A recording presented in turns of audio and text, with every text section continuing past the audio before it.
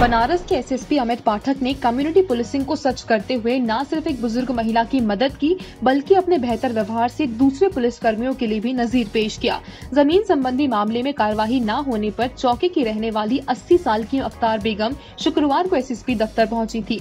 80 साल से अधिक की वृद्धा को पैदल कार्यालय आता देख वहां से अपने वाहन से गुजर रहे एसएसपी ने गाड़ी रुकवाई और वहीं पर उतर गए। उन्होंने वृद्धा को पहले वहीं पार्क के चबूतरे पर बैठाया और तुरंत अपने ऑफिस से कुर्सी मंगवाई और उसके बाद उस पर बैठाया। बिना मास्क ऑफिस जा रही वृद्धा को एसएसपी ने स्वयं अपनी गाड़ी से मास्क निकालकर भी दिया और बीच रास्ते में महिला की शिकायत भी सुनी। भारत रत्न उस्ताद बिस्मिल्लाह खां की 14वीं पुण्यतिथि पर वाराणसी के फातमान दरगाह पर पहुंचकर उनके चाहने वालों ने श्रद्धांजलि दी। इसी क्रम में पूर्व विधायक अजय राय ने भी अपने कांग्रेसी कार्यकर्ताओं के साथ शहनाई के जादूगर उस्ताद बिस्मिल्लाह खां के मकबरे पर फूल और मालाएं अर्पित कर उनके आत्मा की शांति और उनके परिवार के कुशल क्षेम की कामना की। इस अवसर पर कांग्रेस पूर्व विधायक अजय राय ने कहा कि मैं और अन्य कांग्रेस कार्यकर्ता हर साल उस्ताद बिस्मिल्लाह खां के पुण्यतिथि पर यहाँ उन्हें नमन करने आते हैं। अजय राय ने कहा कि उस्ताद बिस्मिल्लाह खां जैसे शहनाई वादक ने पैदा हुआ है और न ही दोबारा कभी ऐसा मिल सकता है। उन्होंने सरकार से बिस्मिल्लाह खां के मकान को संग्रहालय बनाने की भी मांग की है।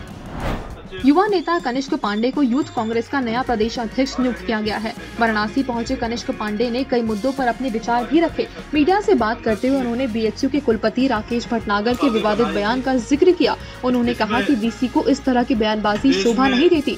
इससे न सिर्फ छात्र बल्कि आम लोगों की भी जनभावनाएं आहत हुई हैं। इस दौरान उन्होंने बीएचयू से पिछले 6 महीने से गायब शिव प्रसाद द्विवेदी नाम के छात्र का भी मसला उठाया। हमारे मामना जिन्होंने बहुत ही मेहनत से यहाँ पे इस इतने बड़े परिसर को स्थित करवाया, उनके ऊपर इस तरीके की टिप्पणी करना शायद ये किसी शैक्षणिक संस्था के वीसी की सोच नहीं हो सकती है।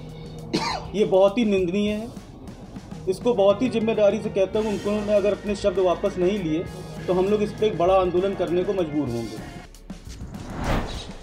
स्वच्छता सर्वेक्षण 2020 की कैटेगरी गंगा किनारे बसे शहरों में सबसे स्वच्छ वाराणसी शहर को घोषित किया गया है। इस कैटेगरी में शहरी विकास मानक तय किए थे, जिसमें वाराणसी को स्वच्छ अंक प्राप्त हुआ है। इसके अलावा वाराणसी शहर ने स्वच्छता सर्वेक्षण में इस बार 27वां नंबर प्राप्त किया है। साल 2019 में वाराणसी 70वें पायदान पर था। प्रदेश में स्वच्छता सर्वेक्षण में जहां लखनऊ ने बाजी मारी, तो देश में इंदौर ने चौथी बार नंबर 1 बनकर इतिहास रच दिया। वाराणसी गंगा किनारे बसे शहरों में सबसे स्वच्छ शहर में शामिल हुआ है।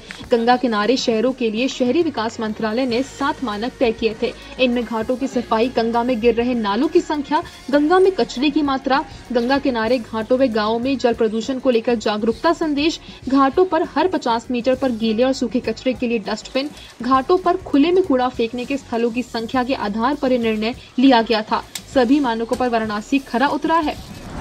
पति की लंबी उम्र के लिए रखे जाने वाला व्रत हरतालिका तीज आज है। इसकी तैयारी महिलाओं ने एक दिन पहले ही पूरी कर ली थी। महिलाओं ने अपनी हथेली पर मेहंदी भी सजाई। बाजार में हरी साड़ियां, हरी चूड़ियां व अन्य सामग्री की खरीदारी जमकर हुई। तीज को लेकर फलों के भी दाम बढ़ गए। गलियों में ठेले वाले सेब 80 रुपए एवं अनार 60 रुपए किलो बेच रहे थे। हरतालिका तीज का मुहूर्त शाम 6:10 से 7:54 तक के है। कुछ महिलाएं घर तो कुछ महिलाएं मंदिर में जाकर कथा भी सुनेंगी।